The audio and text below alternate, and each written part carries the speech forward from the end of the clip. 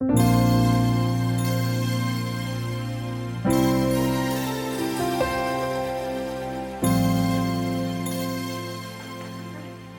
여러분.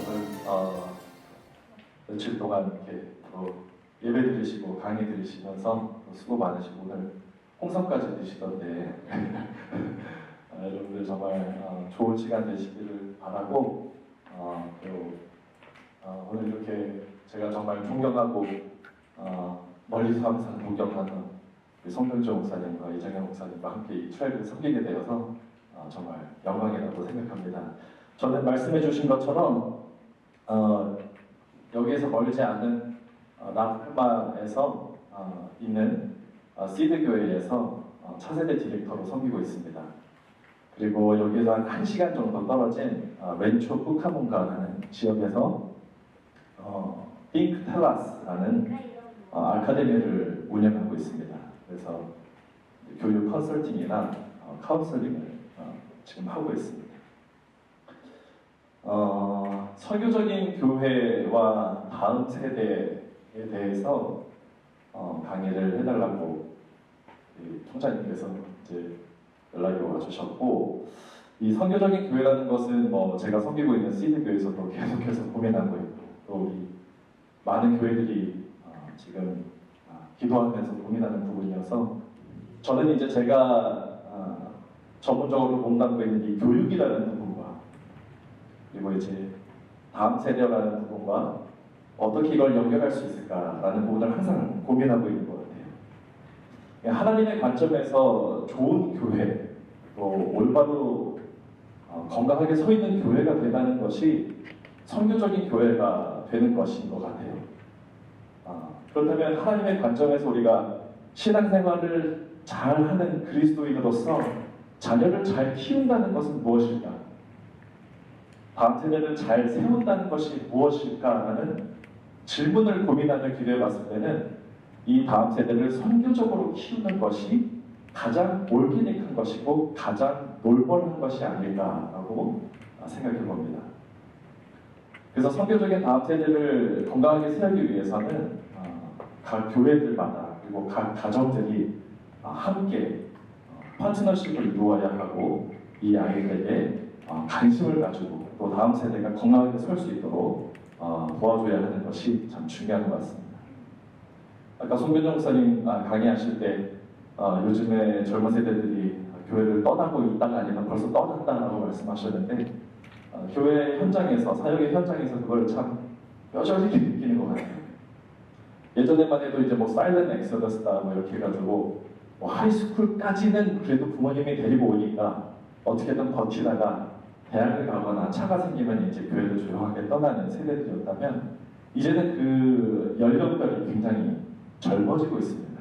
그래서 9학년, 10학년 때부터 또 빠른 아이들 같은 경우는 7, 8학년 때부터 이제 부모님에게 자기는 이제 교회를 가지 않겠다라고 하면서 선언을 하고 이제 교회를 안 다니는 그런 아이들도 많이 있습니다. 우리가 다음 세대라고 했을 때 저에게 항상 떠오르는 질문은 Who's next?예요. Who's next? 이 Who's next라고 하면은 어떤 면에서는 그 터무니없이 어려운 일을 내가 아무리 해봐도 안 되니까 나는 안 되겠다. Who's next? 마치 여러분 이렇게 페어나 카니발 가면은 정말 너무 어려운 게임들 있잖아요. 막 이렇게 동그란 링을 막 콜라병에다 던져서 들어가야 되고. 근데 아무리 해도 안 되니까 뒤에 줄 서 있는 사람에게 Who's next? 라고 하는 의미도 될 수 있고, 또 어떤 면에서는 내가 정말 잘 걸어온 이 길을 누군가가 계속해서 걸어주기를 바라는 마음으로 Who's next? 라고 질문할 수도 있을 것 같습니다. 그래서 사실 우리가 다음 세대에 관심을 갖고 다음 세대에 대해서 고민하고 연구하고 기도하는 것이 사실은 우리 다음 세대들, 자녀들에 대한 이야기가 아니라 어쩌면 그거는 결국 나의 이야기로부터 시작해야 되는 게 맞는 것 같아요. 누가 할 것인가? 우리 교회가, 우리 가정이, 부모가, 내가, 부모가 아니어도 나라는 한 어른이 시작할 수 있으면 되지 않을까? 바로 그것이 다음 세대를 위한 사역인 것 같습니다. 그래서 여러분 잘 아시는 것처럼 It takes a village to raise a child. 한 명의 아이를 키우기 위해서는 마을이 필요하다라는 이런 속담도 있지 않습니까? Attachment theory라고 있어요. 이거는 애착 이론인데 이 이론이 얘기하고 있는 것은 무엇이냐면 어린 아이가 적어도 한 사람 이상의 보호자와 친밀한 신뢰의 관계를 형성해야 이 아이가 정상적으로 자란다는 얘기입니다.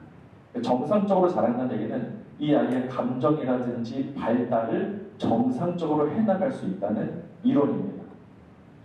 어떤 누군가와 이 어태치가 되면은 바로 그 어른이 이 아이에게는 어떠한 그런 안전기지 같은 역할을 하게 됩니다. 그래서 자라가면서 자신감을 얻게 되고 새로운 것을 배워가는 속도가 빨라지면서 성숙한 성품까지 겸비하게 된다는 것이 바로 이 이론이에요. 근데 이것이 중요한 것은 장기적이어야 한다는 것입니다. 어태치가 되었고 안 되었가도 중요하지만 누군가와 어태치되었는지가 치명적입니다. 그렇기 때문에 이 마을이라는 것이 참 중요해요. 이 아이가 속해 있는 이 마을은 지금 어떤 마을인가? 그리고 이 아이가 성장하면서 누구와 어태치되어가고 있는가가 이 아이가 어떻게 성장하는지에 대해서 잘 알려줄 수 있다는 것이죠. 다음 세대라는 것을 이야기할 때 우리가 좀 지나간 세대를 조금 이야기해 볼 수 있을 것 같습니다. Greatest Generation, 대공황의 시기, 또 2차 대전의 시기를 지난 분들이죠. 저희 할아버지가 이 Greatest Generation이었어요. 이 Greatest Generation의 특징은 뭐냐면 대단히 검소하십니다. 네, 정말 검소의 달인들이십니다. 저도 아직도 기억나는 게 저희가 할아버지 집에 놀러 가면은 분명히 제가 짤 수 있는 만큼 치약을 다 짰거든요. 근데 할아버지가 짜시면 한 3번은 더 쓸 수 있었어요. 네, 굉장히 검소하신 그런 세대셨고 또 그 다음에 이제 사이런트 세대가 있죠. Greatest Generation의 다음 세대로서 그냥 튀지 말고 검소히 배운 대로 열심히만 일하자. 모든 위험을 좀 감소하자라는 세대였습니다. 그 다음에 여러분 아시는 것처럼 이제 베이비 부머 세대가 왔죠. 전쟁 후에 이제 결혼을 하고 아이를 많이 낳은 세대예요. 일본에서는 이 세대를 단카이 세대라고 해요. 덩어리 세대라고 부릅니다. 덩어리. 그러니까 다양한 사회, 문화들이 이제 시작이 된 세대고요. 주산의 마지막 세대이자 컴맹의 제1세대입니다. 이때부터 막 컴퓨터가 슬슬 나오기 시작한 거죠. 그 다음에 이제 제너레이션 X가 있습니다. X세대. 이때부터 이제 뭐 테크놀로지가 막 발달하게 되고요. 그리고 뭐 인터넷, 비디오 게임이 이제 나오기 시작한 세대입니다. 저는 X세대입니다. 현재 우리가 교회에서 많이 말하는 3040 이분들은 거의 다 이제 X세대입니다. 그 다음에 이제 밀레니얼이 있고 젠Z가 있는데 이분들은 잠깐 스킵하기도 하고요. 그 다음에 이제 알파 세대가 있습니다. 알파 세대는 밀레니얼하고 젠Z가 한국 사람들이 이거를 MZ 세대라고 붙여서 부르시는데 MZ 세대의 특징은 뭐냐면은 이게 디지털 네이티브스라고 해요. 어떤 말씀이냐면은 태어날 때부터 이 디지털 환경을 가지고 태어난 분들입니다. 그러니까 저 같은 경우는 X세대이기 때문에 편지를 손으로도 써봤고 이메일이라는 걸 접해봤습니다. 삐삐도 경험해봤고 셀폰도 경험해보고 스마트폰도 경험해봤는데 MZ세대 같은 경우는 이 모든 걸 그냥 가지고 태어난 세대이고 알파 세대의 특징은 뭐냐면 이런 분들을 부모로 둔 자녀들. 그래서 여러분들 뭐 혹시 손주들 연세가 있으신 분들은 또 아주 어린 아이들이 뭐 이렇게 핸드폰 쥐어주고 왔는데 홈 버튼이 어디 있는지 벌써 알아요. 그죠? 그리고 뭐 가르쳐 줄도 알았는데 그냥 이거를 직감적으로 안단 말이죠. 네, 그게 알파 세대의 특징이에요. 왜? MZ 세대, 그들의 부모 세대가 그렇게 해왔던 거를 보면서 자랐기 때문입니다. 그래서 이제 다시 MZ 세대로 가면은 요즘 애들, 이게 이제 우리가 말하는 다음 세대들인 거죠. 10대에서 30대까지를 포함하고 있는데 정말 특별하고 독특한 세대입니다. 제가 다른 분들한테 소개할 때 MZ 세대는 그냥 다른 정도가 아니라 different breed, 종자가 아예 다릅니다. 이렇게 설명할 때도 많아요. 중요한 것은 이 MZ 세대가 우리 다음 세대가 교회를 벌써 떠나고 또 아직도 계속해서 남아있는 그들조차도 떠나고 있다는 겁니다. 여러 가지 이유가 있지만 결국 간단하게 이야기하면은 그들이 원하는 것이 교회라는 공동체 안에서 충족이 되지 않기 때문에 그렇다면 교회가 그들이 원하는 걸 모든 걸 충족해줘야 되는가? 물론 그거는 아니죠. 하지만 변하는 세대에 맞추어서 그 배경과 상황과 시대에 맞게 교회가 이들에게 이야기를 들어주고 그들의 음성에 귀를 기울여주는 것은 너무나 필요합니다. 이 세대만의 독특한 세계관이 있고 삶의 방식이 있는데 그런 것들에 대해서 교회가 방방적인 태도를 취하고 있다면 또 이들을 알아가려고 하고 이해하려고 하고 파트너하지 않으려고 한다면 이들은 남아있는 자들마저도 교회를 떠날 수밖에 없을 것입니다. 그래서 이 MZ세대에 대해서 우리가 조금 알아보기를 원하는데요. 이분들이 중요한 건 뭐냐면 개인의 중요성. 개인의 중요성. 그래서 아까 우리 이정영 선생님도 말씀하셨지만 워라밸, 그죠? 워크와 라이프의 밸런스가 너무나 중요하신 분들이 고도로 성장하는 경제 속에서 자랐지만 그 경제 위기를 겪고 가정이 무너지고 취업 활동에 실패하는 등 이전 세대와는 다른 또 다른 절망을 경험한 세대들입니다. 불확실한 미래보다는 지금 현재에 더 집중하는 세대예요. 그리고 그 과정에서 무엇보다도 가장 중요한 것은 내가 행복한가? 이게 가장 중요해요. 결국 나에게 집중하는 세대라는 거죠. 그래서 여러분 아시겠지만 패션도 그렇고 뭐 선호하는 가게들도 예전에는 뭐 Forever 21 뭐 다 우리 뭐 그냥 교회 당근당 다 별다방 갔잖아요. 스타벅스 갔는데 이분들은 안 그래요. 아주 조그만 가게여도 캐릭터가 있는 나랑 코드가 잘 맞는 거를 찾아가는 거를 선호한다는 거예요. 회사를 위해서 스스로를 희생하는 것은 안중에도 없습니다. 근데 여러분 이거는 이분들이 이기적이라는 의미보다는 공정성을 더 중요하게 여기는 세대랍니다. 성장이 있는 것인가를 아주 철저하게 계산한다는 겁니다. 그리고 모두에게 공정한 페어 플레이를 하고 있는 공동체인지 탑다운이 아니라 수평성의 관계인지를 항상 점검합니다. 또 이 공동체에서 내가 성장할 수 있는가 그리고 내가 중요시 여기는 그 의미를 찾아갈 수 있는가를 계속해서 점검하는 세대입니다. 그리고 그거에 대해서 계속해서 누군가 나누고 싶어하고 누군가에게 자기에 대한 피드백을 받기를 원하는 사람. 우리라는 우리 안에 있는 나가 아니라 나들이 모여 우리라는 우리를 만들어가는 세대입니다. 보통 한국 문화 같은 경우는 우리라는 이 집단 생활과 우리 집단 공동체 안에서 나라는 사람이 해야 될 일들이 거의 다 정해져 있습니다. 근데 이분들은 완전히 반대로 생각합니다.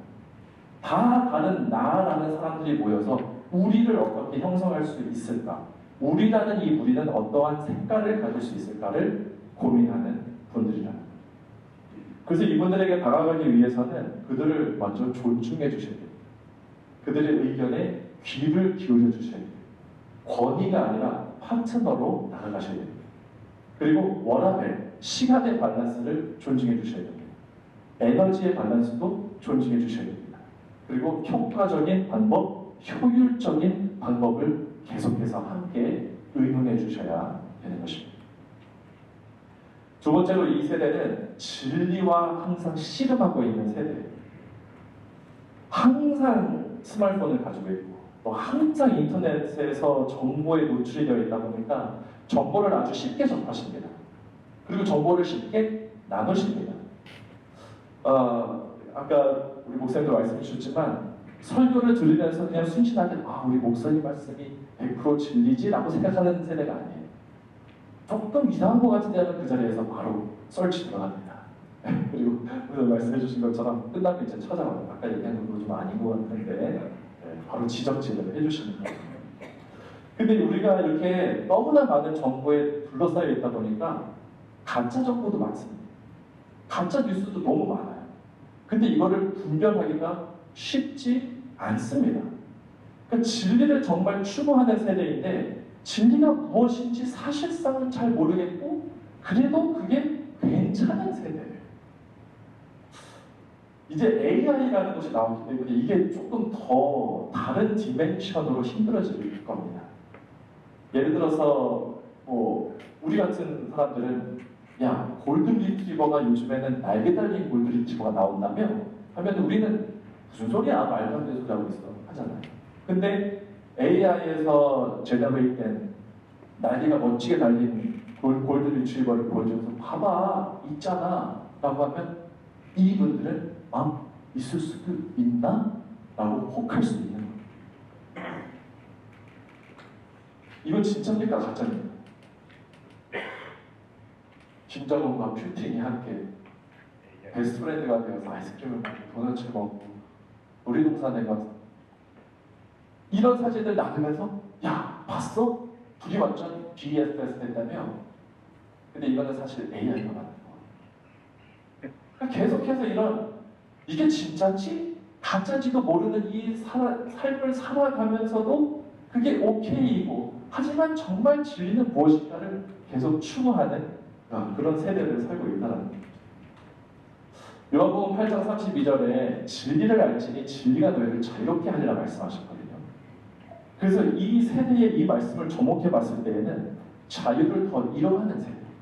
왜냐하면 정말 진리가 뭔지를 모르고 살아가기 때문에 그렇습니다. 그뿐만이 아닙니다. 멘털 헬스가 요즘 아이들에게 또 요즘 이 우리가 다음 세대라고 하는 10대에서 30대 어린아이 아니 더 어린 아이들에게는 이 멘털 헬스가 지금 굉장히 큰 이슈입니다. 학교를 다니는 아이를 보내는 어머니들은 아마 이 텀을 많이 들으셨을 거예요. 멘털 헬스, SEL, Social Emotional Learning. 요즘 아이들은 그게 바닥이거든요. 사회성이 없어요. 내 감정에 대한 인지도가 굉장히 낮아요. 그래서 이 멘털 헬스로 굉장히 힘들어하고 또 anxiety라든지 depression이라든지 이런 것들이 상상을 초월하는 세대입니다. 어떤 스터디를 보니까 normal children today report more anxiety than child psychiatric patients in the 1950s.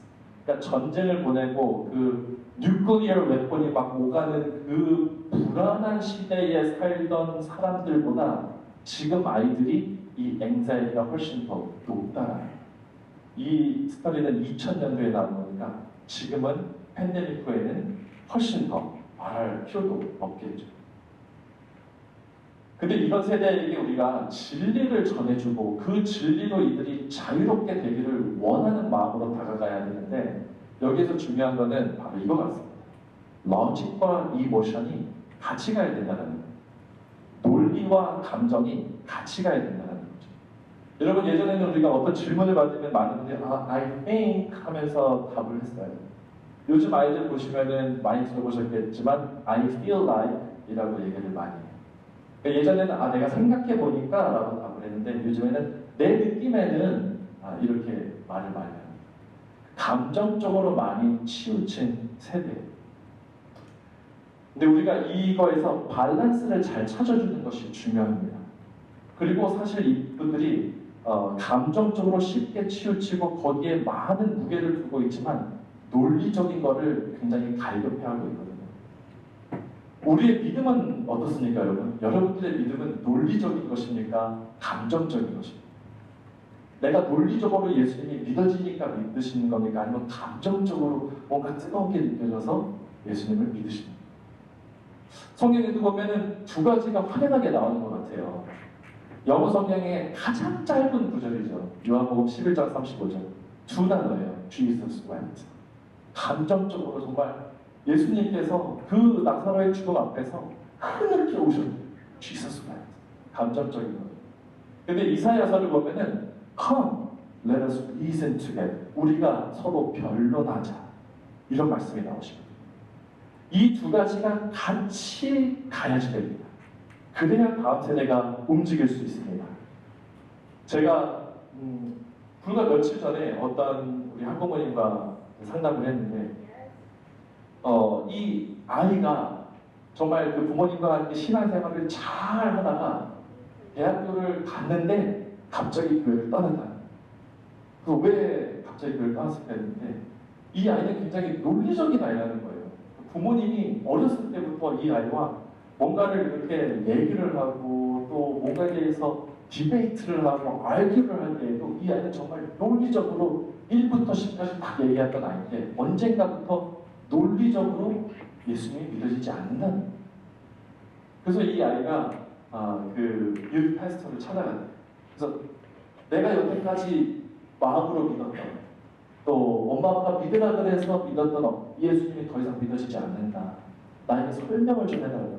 그랬더니 유th 패스터가 그냥 믿어. 믿으면 믿기는 거야. 라고 했는데 이게 논리적인 사람한테 말이 안 되는 거예요. 그래서 교회를 떠났다라고 너무 안타까워하시면서 말씀을 하시더라고요.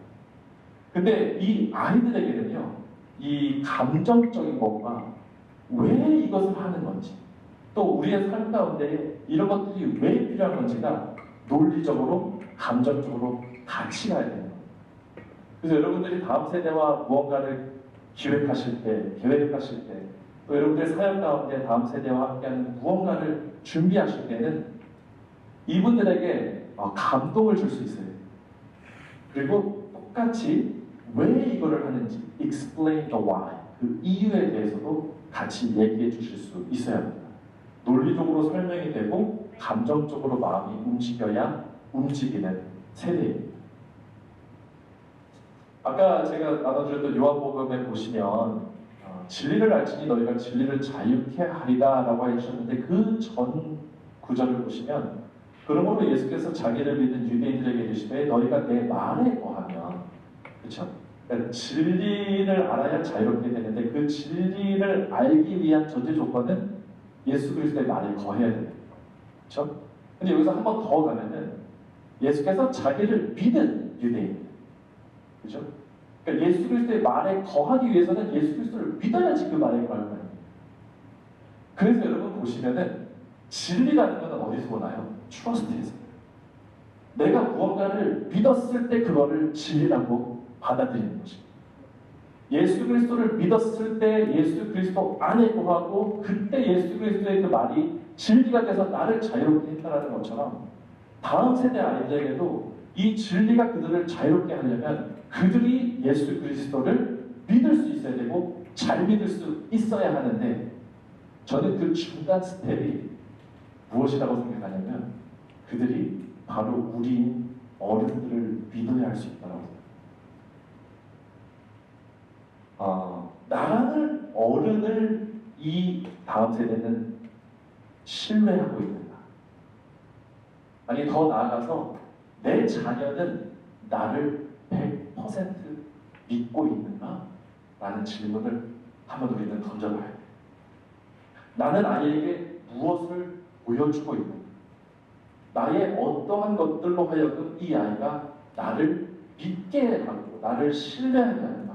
우리가 교회라는 공동체 안에서 우리가 차세대를 바라보며 중고등부 아이들을 바라보며 초등학생들 아이들을 바라보며 이 아이들이 정말 이 기성세대를 믿고 신뢰하고 따를 수 있는 이 부분을 우리는 질문해 봐야 된다는 것이죠. 알버트 반주라라는 심리학자가 있습니다. 여러분 아마 잘 아실 거예요. 관찰학습으로 유명하신 분인데 이분이 1963년에 보보 인형 실험을 합니다. 이 실험에 대해서 아마 많이 들어보셨을 거예요. 여러분 잘 아시는 것처럼 실험자가 이제 이 인형을 가지고 들어가서 뭐 이 아이에게 좋게 얘기하기도 하고 또 어떤 때는 이 아이를 때리기도 하고 막 발로 차기도 하고 하는 거죠. 근데 그러고 나서 이 아이들을 똑같은 방에 넣었을 때 이 아이들은 부모님이 아니죠. 어른이죠. 어른이 한 거를 똑같이 따라했다는 거예요. 누군가가 모델링을 해준 거를 아이들은 그대로 따라했다는 거예요. 이 실험에서 굉장히 좀 흥미로운 거는 뭐냐면요. 이 실험이 이렇게 폭력적인 행동만 한 게 아니라 두 번째 실험에서는 그냥 누군가가 가서 폭력적인 행동 없이 말로만 이 인형에게 욕설을 부었다고 해요. 근데 역시 그것도 아이들이 다 따라했거든요. 근데 그 연구 결과를 보면은 흥미로운 거는 남자 아이들 같은 경우 남자 어른의 폭력적인 행동을 많이 따라했고 여자 아이들 같은 경우 여자 어른의 말을 더 많이 따라해요. 그래서 가정 폭력 같은 경우는 아버지가 하면 아들도 거의 다 따라합니다. 그리고 가정에서 어머니들이 아버지들이나 아이들에게 말로 이렇게 좀 힘들게 하시는 분이면은 그 가정의 딸은 똑같이 할 확률이 높습니다. 그러니까 우리 어른들이 그거를 조심해야 되는 것이죠. 더 놀라운 거는 using a gun was never mine. 이 아이들은 이걸 학습합니다. 어른들은 그냥 주먹으로 때리기도 하고 그 망치를 갖다가 이 인형을 때렸는데 거기 있는 많은 장난감 중에서 아이들은 총까지 가져가서 이 인형에게 겨누었다는 거예요. 아이들은 학습을 합니다. 그래서 이걸 보신 이 알버트 반주라께서 소셜 러닝 티어리라는 것을 발표하시는 사회 학습 이론인데요. 아이들이 또 우리 다음 세대 차세대 아이들이 이 사회적인 것들을 어떻게 학습하는가 이 이론에서 첫 번째 주의 관찰한다는 겁니다. 그리고 두 번째 기억, 그렇죠? 세 번째 재생, 네 번째 동기예요. 그러니까 주의, 우리가 어른으로서 우리 아이들에게 다음 세대에게 무엇을 보여주고 있는가? 기억, 무언가를 반복적으로 보여주고 있는가? 세 번째 재생, 이 아이가 그거를 어떻게 따라하는가? 그 동기, 그 행동을 했을 때 우리는 어떠한 동기부여를 해주는가? 이것들에 대해서 발표를 하시는데 이거를 우리가 가정에서도 또 우리 사역에서도 접목시킬 수 있을 것 같습니다. 다음 세대가 또 중요하게 여기는 것은 공동체입니다. 제가 여기 글씨가 보이실지 모르겠는데 제가 여기다 쓴 글은 Family first, then church. Family first, then church. 거꾸로 church first, then family 일 수도 있겠지만 제가 봤을 때는 family가 먼저여야 돼요. 그래야 교회가 건강할 수 있습니다. 스마트폰, 뭐 인터넷 게임, 뭐 소셜 네트워킹 서비스나 뭐 버추얼 리얼리티, 메타버스 뭐 이런 것들을 통해서 이제 이 세대는 뭐 물리적으로 만나서 물리적인 무언가를 나누어야만 마음이 연결되는 세대가 아닙니다. 그냥 자기들끼리 확실한 세계관만 공유가 되면은 그 끈끈한 소속감을 부여하면서 그 커뮤니티에서 자신의 충성을 다하는 세대들. 여러분 우리가 선교적인 교회를 얘기할 때 흩어지는 교회라고 많이 얘기하잖아요. 모이는 교회가 아니라 흩어져야 된다. 근데 흩어지기만 하나요? 저는 언제든지 다시 모일 수 있을 때 우리가 흩어질 수 있다고 생각해요. 이 아이들에게도 똑같아요. 이 아이들이 건강하고 안전할 수 있다라는 이 자기들만의 공동체가 있을 때 이들도 선교적인 삶을 살 수 있는 것이에요. 유리 바펜프레널이라는 심리학자가 계신데 이분이 Ecological Systems Theory, 생태체계 이론을 발표하십니다. 여기 보시면 제일 가운데에 이제 아이가 있습니다. 그리고 이제 여러 가지의 시스템이 있는데 마이크로 시스템은 이 아이와 직접적인 관계를 맺는 사람들이에요. 그래서 여기 보시면 패밀리, 가족이 있고 스쿨, 학교, peers, 친구들, neighborhood, 이웃들, daycare facility, 뭐 학교 끝나고 가는 애프터 스쿨이 될 수 있겠죠. religious organization, 교회도 여기 있습니다. 그리고 뭐 health services, 병원, 의사 될 수 있고요. 이 마이크로 시스템을 벗어나면 그 다음으로 있는 것이 메소 시스템인데 여기 제가 좀 이따 다시 오기로 하고 그 다음에 이제 엑소 시스템이 있습니다. 엑소 시스템은 직접적인 영향을 주지는 않지만 그래도 나에게 영향을 미치는 것들이에요. 그러니까 선생님은 마이크로 시스템이 있지만 예를 들어서 학교 보울드라든지 뭐 교육부 같은 경우는 이제 엑소 시스템에 있는 거죠.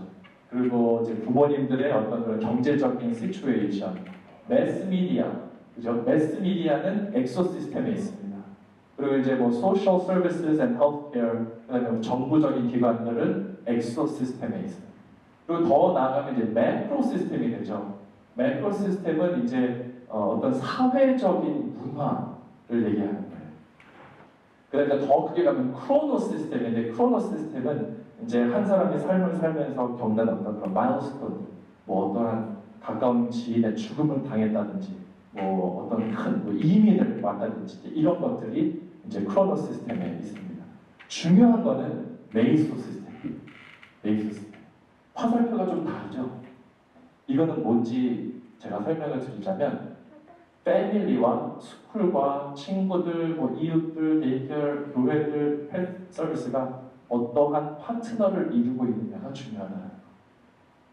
저는 이거를 처음 접했을 때 굉장히 좀 위안을 받았던 게 많은 부모님들이 매스미디어를 굉장히 두려워하시거든요. 요즘에 유튜브, 틱톡 뭐 이런 것 때문에 우리 아이들 잘못되는 거 아니에요? 근데 여러분 보시면요, 메이소 시스템을 잘하면 얼마든지 필터가 가능합니다. 그래서 교회와 가정들이 파트너하는 게 굉장히 중요해요. 파트너 한다는 건 뭐냐면은 똑같이 컨시스턴트한 티칭을 줘야 됩니다. 그죠? 그러니까 교회에서도 이렇게 얘기해야 되고 부모님도 이렇게 얘기해야 돼요. 간혹 캘리포니아 같은 경우는 이게 심하죠. 학교에서는 딴 얘기합니다. 예를 들어 저희 성교육 같은 거 완전히 다른 얘기하죠. 그럴 때는 이 메이소 시스템 안에서 그거를 클리어업을 좀 해주셔야 돼요. 그래서 이 메이소 시스템이 건강하게 파트너십이 되어 있지 않으면 어떤 현상이 일어나느냐, 이 아이들은 혼란스러워집니다. 혼란스러워지면 이들은 그들의 진리를 내가 누구에게서 이 진리를 받겠다는 것을 자기들이 이제 결정하기 시작합니다. 더군다나 나이를 더 먹어가면 이제 그 결정권을 더 자기가 가지고 그때는 죄송하지만 조금 이제 늦었습니다. 그들이 진리라고 받아들인 거를 그게 진리는 아니야라고 이거를 다시 언두한다는 거는 굉장히 힘듭니다.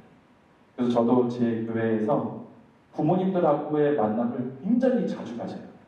굉장히 자주 가지면서 어릴 때부터 부모님들이 개입하셔야 됩니다. 그냥 교회에 아이를 데리고 왔기 때문에 또 아니면 이 아이가 어떤 좋은 단체에 속했기 때문에 이 아이의 신앙과 그들의 믿음이 계속 간다라고 보장할 수가 없는 거예요.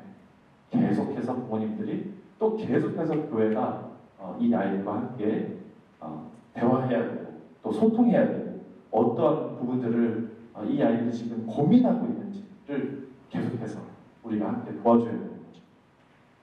저희 교회 같은 경우는 저희가 이번에 성교육을 시작을 했어요. 이 성교육을 마침내 우리가 시작하는데 거의 한 3년의 시간이 걸렸습니다. 왜 시간이 많이 걸렸느냐? 물론 기도하면서 준비하는 것도 있었고요. 또 이 성교육을 좀 다르게 하고 싶었어요. 왜냐면은 주위에 벌써 좋은 강사들, 좋은 비디오들, 좋은 책들은 너무나 많거든요. 근데 이런 책 갖다 보세요. 아니면 뭐 이런 비디오 보세요라고 하기 쉽지 않았어요. 저희는 어떻게 하고 싶었냐면 이 성교육을 부모님들에게 하고 싶었어요. 그래서 부모님들이 집에 가서 아이들이 하실 수 있어요. 근데 부모님들이 아까 말씀드린 것처럼 MZ세대는 움직이기가 굉장히 힘들어요. 그 사전 작업을 하는데 한 3년이 걸리더라고요. 그래서 교회 끝나고 예배가 다 끝나시면 우리 차세대 뭐 초등부 부모님들, 중고등부 부모님들 우리 한번 잠깐 좀 모이겠습니다 하는데 그거 오시는 게 힘드십니다. 근데 이거를 습관화하기 시작하고 부모님들의 마음을 좀 열기 시작하고 이거는 교회에서 알아서 해주는 줄 아는데 이거는 학교에서 알아서 해주는 줄 아는데 이것까지 내가 해야 돼? 라는 그 마인드를 조금씩 고쳐가는데 거의 3년이라는 시간이 나요. 그래서 지금 저희가 이 성교육을 첫 탑픽을 시작했어요. 이 탑픽은 한 6개에서 8개까지 있을 건데 이 첫 탑픽은 Friendship and Dating. 그래서 어린아이들은 프렌십에 대해 큰아이들은 데이팅에 대해서 일단 입문을 하는데 이것조차도 저희가 한 5주 정도 부모님 따로 만나고 아이들 따로 만나고 또 같이도 만나고 하면서 여러 작업들을 통해서 결국 뭐예요? 이 메이소 시스템을 같이 이루어갈 수 있도록 노력하고 있는 것입니다. 결국 이 아이들에게 또 우리 차세대 아이들에게 내가 지금 어느 공동체에 속해 있는가 이 공동체는 내가 신뢰할 만한 곳인가 여기에 있는 어른들은 나를 올바로 이끌어주는 사람들인가라는 그 믿음과 신뢰를 계속해서 줘야 된다는 것입니다. 제 강의를 이제 마무리하면서 이 팝콘 익스페리먼트에 대해서 좀 얘기해 드릴게요. 팝콘 익스페리먼트는 콜넬 대학교에서 영화관에 온 사람들에게 공짜로 막 나누어줬어요. 그리고 거짓말로 이거 끝나고 설문조사를 할 건데 그 감사의 표시로 팝콘을 드립니다라고 했는데 사실은 그 설문조사는 관심이 없고 원래의 그 관심은 팝콘이었어요. 이 팝콘은 큰 버켓도 있었고 작은 버켓도 있었어요. 그리고 큰 버켓을 받은 사람들이 팝콘을 더 많이 먹나? 사실은 그거를 조사한 연구였어요. 나중에 그 팝콘이 영화가 끝나고 이분들이 팝콘을 다 리턴하게 했는데 큰 버켓을 가지고 간 사람들이 53%나 덕분을 더 먹었다는 거예요. 21번이나 손이 더 갔고 그래서 173칼로리가 더 인테이크 된 거죠. 여러분 미국에서 사시다 보면은 음식들이 다 막 크지 않습니까? 왜 미국 사람들은 비만인 사람들이 많을까? 여기에서 결과가 나오는 거예요. 많이 줘서 그래요. 한국에 갔더니 같은 뭐 맥도날드나 버거킹을 갔는데 햄버거가 요만하더라고요. 그래서 이걸 누구 코에 붙여? 미국 생활을 적응이 되다 보니까. 그죠? 근데 미국은 뭐든지 커요. 플레이트도 커요. 그러다 보니까 많이 먹게 되는 거죠. 이거를 연구에 대해서 쓰시면서 이 스위치라는 책에서 칩 앤 댄 히트가 What is usually seen as a people problem is actually a situation problem. 결국 얘기하면 사람은 문제가 있습니다. 상황이 문제입니다. 사람은 문제가 없고 상황이 사람을 그렇게 몰고 가는 것이다라고 이야기를 합니다. 이거는 크라키라는 알람 그 시계예요. MIT를 졸업한 어떤 분이 만들으셨는데 이 알람 클락은 특이한 점이 있습니다. 내가 만약에 아침 6시에 맞춰놓으면 이 6시가 되면 이 알람이 울리기 시작합니다. 그때 울리면서 뭘 하느냐? 도망을 가요. 그래서 이거를 끌려면 침대에서 나와야 해요. 여러분 한번 생각해 보세요. 바로 전날 막 스트레스 받으면서 늦게까지 일했어요. 야근했어요. 막 너무 일이 안 풀렸어요. 그리고 11시, 12시가 돼서 자는데 그 다음날 미팅이 있어서 6시에 일어나야 되는데 그 6시에 일어나는 게 힘든 게 그게 사람이 문제인 건가요? 아니에요. 상황이 힘든 거예요. 그래서 그 상황을 도와주고자 그러면 알람을 이렇게 만들어서 침대에서 어떻게든 나오게 하자라고 발명해냅니다. 충동 구매하시는 분들 있죠? 뭘 보면 이거는 꼭 사야 해. 그래서 이런 분들을 위해서도 좋은 솔루션을 제공하는데 크레딧 카드를 물에 넣어가지고 얼려놓으래요. 그래서 충동 구매해서 사야 되는데 크레딧 카드 어딨지? 냉장고에 있자고 딱 열었는데 카드가 안 보이는 거죠. 번호가 안 보이는 거죠. 그래서 못 사는 거예요. 아침에 일어나가지고 운동을 해야 되는데 일어나긴 했는데 침대가 너무 따뜻하고 운동하기 너무 싫은데 오늘은 그런 분들은 어떻게 하냐? 잘 때 아예 운동복을 입고 자는 거예요. 일어났을 때 바로 침대에서 나오면 그냥 신발만 신고 나가지.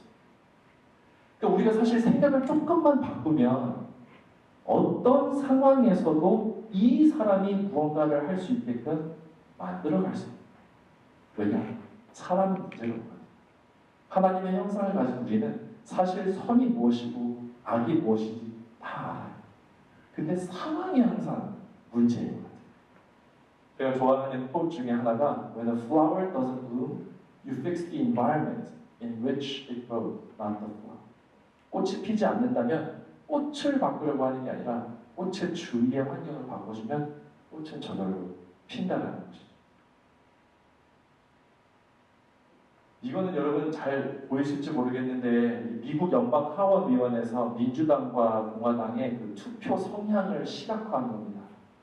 여기 보시면은 예전에는 막 이렇게 서로 오가는 것도 많이 있었는데 이게 시간이 지나면서 political polarization, 그러니까 완전 극과 극을 이루는 성향을 보여주는 것입니다. 우리가 자녀들을 바라보고 차세대를 바라볼 때 기성세대, 너네 세대, 너네도 나이 들어봐라. 나중에 다 알 거야. 우리는 답을 가졌기 때문에 이게 정답이야라고 이야기를 계속해서 폴스하는 것이 아니라 너의 생각은 어떤데? 너는 왜 그렇게 생각하는데? 마음을 열고 들어줄 수 있는 부모와 어른들이 필요하다. 이 아이들이 교회를 봤을 때도 마찬가지예요. 아까 우리 두 목사님들 강의에서 많이 나왔던 얘기지만 그냥 내 교회, 네 교회, 아니면 교회 다니는 사람, 교회 안 다니는 사람. 이거는 선교적인 게 아니잖아요. 하나님이 사랑하는 그 한 명의 영혼을 향해서 마음을 열고 나아갈 수 있는 그런 어른들, 그런 교회, 그런 공동체를 우리가 계속해서 아이들에게 보여줄 때 이 아이들도 그것을 똑같이 보고 따라할 수 있다는 것입니다. 목장에서 가축들을 키울 때 이 가축들을 안전하고 또 건강하게 보호하고 키우기 위해서 필요한 것은 무엇일까요? 많은 분들이 펜스라고 생각해요. 펜스를 쳐줘서 여기까지만, 여기 넘어가면 안 돼 라고 얘기해 주는데 사실 정말 필요한 건 우물이. 우물이 있으면은 이 가축들이 얼마나 멀리 갔는지 몰라도 오기 마르면 다시 돌아오는 게 있습니다. 그리고 다른 친구들도 데리고 옵니다. 이 역할을 우리 교회들이 할 수 있으면 좋겠습니다. 또 선교지에서 이런 역할들이 이루어질 수 있으면 좋겠습니다. 선을 긋는다는 것은 내가 선을 긋는 순간 이 아이가 선 이쪽이나 저쪽에 있는 거를 우리는 우려하셔야 됩니다. 선을 긋는 순간. 선을 긋고 펜스를 치는 것이 중요한 것이 아니라 정말 이 아이들에게 필요한 것이 무엇인가, 그 의무를 파는 작업을 우리 어른들이 해줘야 될 줄로 믿습니다. 갈라디아서 6장 9절의 말씀으로 여러분들 격려를 드리면서 마치도록 하겠습니다. 우리가 선을 행하되 낙심하지 말지니 포기하지 아니하면 때가 이르매 거두리라 말씀하셨습니다.